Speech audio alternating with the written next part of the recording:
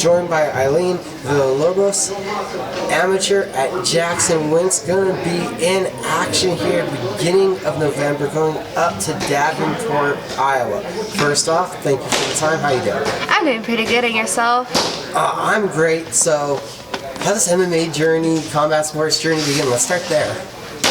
Since I was a child, I've never really been into the girly sports. So I tried cheer, I tried dance, I tried gymnastics and stuff, but never really stuck around with it. And then in elementary, I started going to Chavez Dojo. I trained there, and then I showed interest in kickboxing. So I was doing karate and kickboxing at the same time, and at the age of 12, I showed more interest in grappling, so I moved to Gracie Baja, Brazilian Jiu-Jitsu, and where I have several championships belt and IBJJF, Pan Am, Worlds, and then at the age of 16 I ended up getting shoulder surgery because I didn't take care of my injuries at the time, because you know, I'm young and reckless, so I'm like, I can't stop now. And that put me out for 3 years, and at the beginning of this year, in February, I started getting back into it, and then in May I started here at Jackson's. So you've already been in the combat sports world for quite a while. Yes. So this is your passion.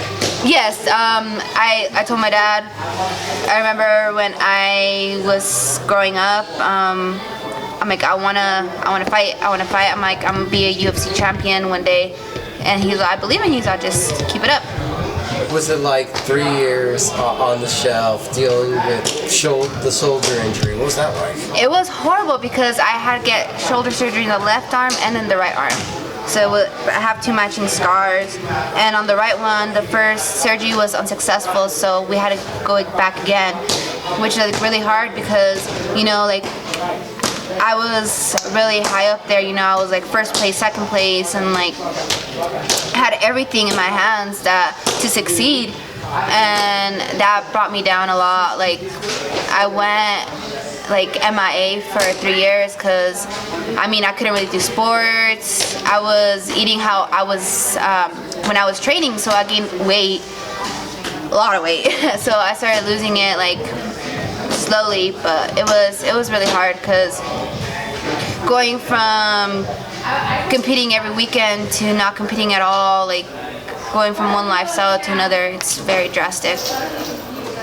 What was that like emotionally?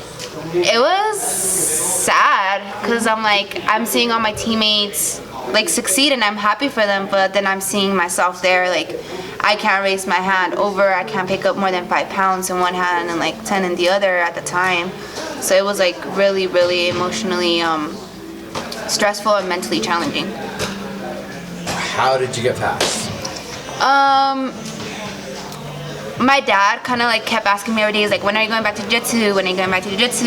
And then I was soon, but I was so scared to go back that I was what if I pop my shoulder out again? What if, the what ifs? And then I started going back to the gym, and I started with a personal fitness trainer. He caught me down in weight, and then I was what am I doing to meet my goal? Be in the UFC, and I'm I have to go to Jackson's, one of the best gyms in the world. So it's here in Albuquerque. So I did the prior inquiry. I talked to Misha and got accepted in. And from what I've seen, now you're a corner man, Seth Abeita, right there, your right-hand man, leading you through all of this. How did you guys form that bond? So, I was supposed to fight in August 22nd in Denver, and the girl that we were supposed to fight had trained here, so we kind of knew what her style was. And Andrew's I want you to hit mitts with Seth. So actually, right here, we're hitting mitts, and I'm in my head, I'm oh my god, I'm doing horrible, because I'm used to kickboxing where we don't need frames, we don't need anything, you know, you just go in there and brawl sometimes. And then I'm doing everything wrong. Seth is correcting me, Seth is stopping me, and in my head I'm he's not gonna want to work with me again. And then he's all, when are we training next? So that's where it started, and we started hitting every week, and he became my corner man. I really look up to him. Like, he's incredible. He's an incredible striking coach. Like, he has my back on everything. So I'm very grateful to have him. And you guys have already went through one war, the debut for your amateur career after so long away from competition. Was that the first competition since the shoulder surgery? Yes, it was. I kind of just went into it. We fought a 2-0 girl, Annette Nichols. That promotion was her promotion. So going in there, it was challenging. But Seth is like, we got this, like, you have that mentality to win. We can definitely do this. So we went through one fight camp together, and we're for many more to come. We're in our second one right now. Honestly, this fight has been mentally challenging, very, very, very mentally challenging. It's just, I've learned how to believe in myself and to trust the process. In that first fight at featherweight, and now as you head into the sophomore performance, you're coming down 2 weight classes for flyweight.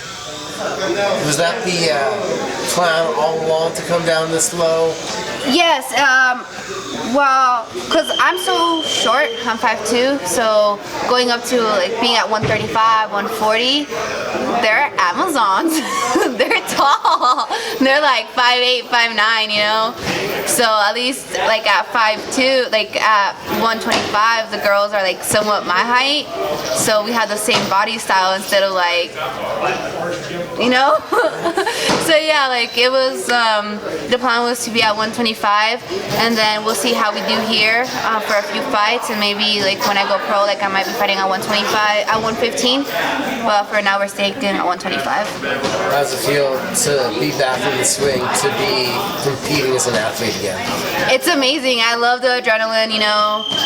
Some people, they're like, they get very nervous, but with me it's like, all right, it's game time, let's go. But I feel like that's just like the practice that I've had over the years, like being in the spotlight a lot, especially fighting in MMA. It's a different type of spotlight because, I mean, in sports, you have a team. In the cage, it's yourself inside, and your team is outside, like looking, but you're doing all the work, basically. It's kind of scary, but at the end of the day, it's worth it. How's it been trying to put everything together? You have the karate and the kickboxing, that's similar. Then you went the opposite with the jiu-jitsu, and now incorporating the two and adding wrestling. What's that been like? It's been a struggle, like MMA jiu-jitsu, MMA frames, wrestling. It's been a struggle, but it's all coming along. It's in the making, so it's been definitely a struggle. It's a struggle, but you're saying that with a smile.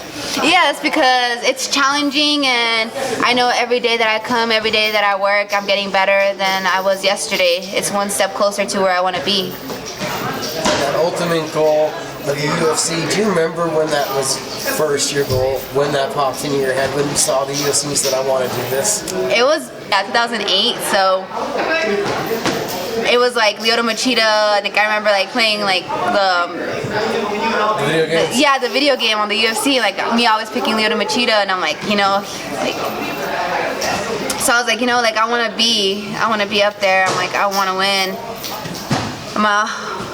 And how important to you is that base where you started, karate? It's very important. It's very helpful, you know, because, you know, like Chavez, it's well known here for their karate. So I'm thankful that I did go there because they built me to the person I am today. Like every little thing, like karate, jiu-jitsu, like built me to the person I am now. And the next battle is going to be actually at Caged Aggression Battle Tested. It's their 26th event, taking on Claire Schneckloth. I probably murdered that name. I apologize. It happens. I have to hear it a few times. But what do you know about this fight upcoming? It's going to be on pay-per-view, so it's very exciting. I'm thankful for Sean White and the White Promotions because they've opened this door for me. They're helping me out. They're taking good care of me.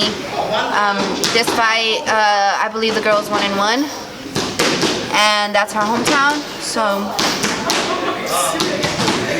What's it like getting in this experience, being that road team here early, traveling a lot more than most amateurs for these first 2 fights?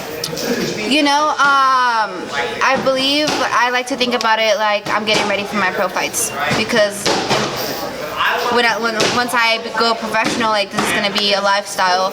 So right now, like, I'm investing in it, but I'm also, the reward when I become a professional, it's gonna be much bigger than what I'm investing in it.